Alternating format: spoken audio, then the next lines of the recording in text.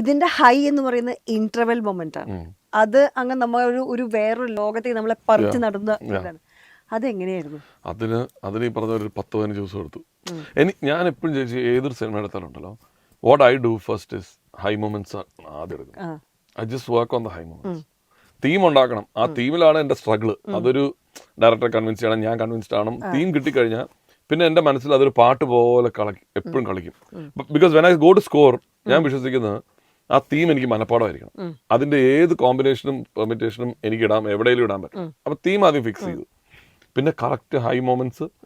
കാരണം അതിന്റെ interval block ആണ് ഈ പടത്തിന്റെ എന്റെ ഏറ്റവും ഫേവറേറ്റ് സെക്ഷൻ. ഞാൻ പറയുന്നില്ല, but people will get high there. കാരണം അതിനകത്തൊരു മലയാളി പ്രൈഡ് ഉണ്ട്, നമ്മുടെ ഫോക്ലോർ ഉണ്ട്. ഇപ്പൊ ഐതിഹ്യമാലയിലൊക്കെ ഉള്ള കുറെ എലമെന്റ്സ് അതിനകത്ത് വരുന്നുണ്ട്. പിന്നെ എനിക്ക് ഫേവറേറ്റ് ആയ ഒരു ക്യാരക്ടർ, കുട്ടിക്കാലത്ത് ഞാൻ സീരിയൽ കണ്ടോണ്ടിരുന്ന ഒരു ക്യാരക്ടർ ഉണ്ട്. ഇതെല്ലാം കൂടെ കാണുമ്പോൾ എനിക്ക് തന്നെ ഗൂസ്പം വന്നു. അപ്പൊ അതിനെ എനിക്ക് കിട്ടുന്ന ഹൈ ഒരു തരി പോലും കുറയാതെ ആൾക്കാരിലോട്ട് എത്തിക്കുക എന്നുള്ളതാണ്.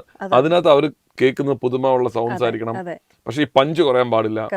അത് ബൈ നൗ ഞാൻ ഈ തെലുങ്കും മലയാളത്തിലെ മാസ് പടങ്ങളൊക്കെ ചെയ്ത് ആ ഒരു പ്രോഗ്രഷൻ കൊണ്ടുവരാൻ എനിക്ക് പറ്റും. ബട്ട് ദ മെലോഡിക് ലെയർ ആണ് നമ്മൾ ഫിഗർ ഔട്ട് ചെയ്യേണ്ടത്.